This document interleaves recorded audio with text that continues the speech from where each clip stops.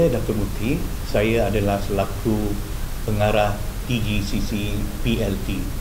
TGCC PLT adalah syarikat penyedia latihan. Di bawah di Malaysia kita berdaftar dengan HRDC, Pembangunan Sumber Manusia Berhad, dan di luar kita pun adalah sebahagian daripada Badan Penganugerahan dan Pensijilan di bawah UK.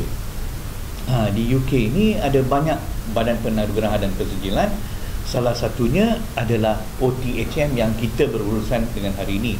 OTHM adalah seiras ataupun sama seperti City and Guilds, ACCA, badan-badan penganugerahan pensijilan yang lain. Bagi pagi ini,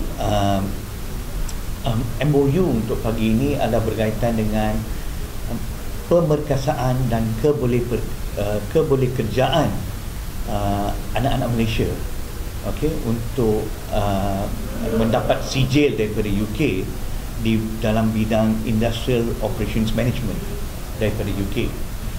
Program ini ditawarkan melalui konsep RPL, Recognition of Prior Experiential Learning, ataupun dalam bahasa Malaysia pencapaian pengiktirafan pengalaman terdahulu. Program ini adalah di bawah tahap diploma. Alright. Namun begitu, di antara MOU kita TGCC PLT dan AXA adalah untuk bukan untuk program Diploma in Operations Management, tapi untuk 32 program yang lain. 32 program lain daripada tahap 2 hingga ke tahap 7. Alright. Yang boleh membantu meningkatkan kebolehpasaran anak-anak kita ni mendapat sijil daripada UK untuk mereka pun bekerja di syarikat-syarikat bukan saja di Malaysia, namun di UK pun melalui Eurobus, European Bus. Kerana sijil yang diorang akan terima itu mengandungi UK punya kredit dan also European credit. So both of this dia boleh gunakan untuk memohon kerja, dia layak untuk mohon kerja.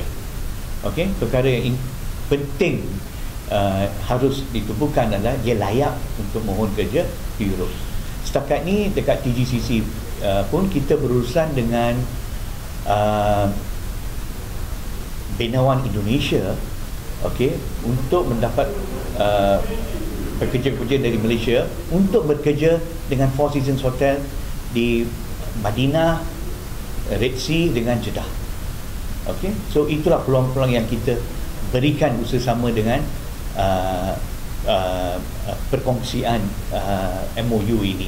Kita pun berurusan di Malaysia, kita berurusan dengan banyak-banyak agensi kerajaan.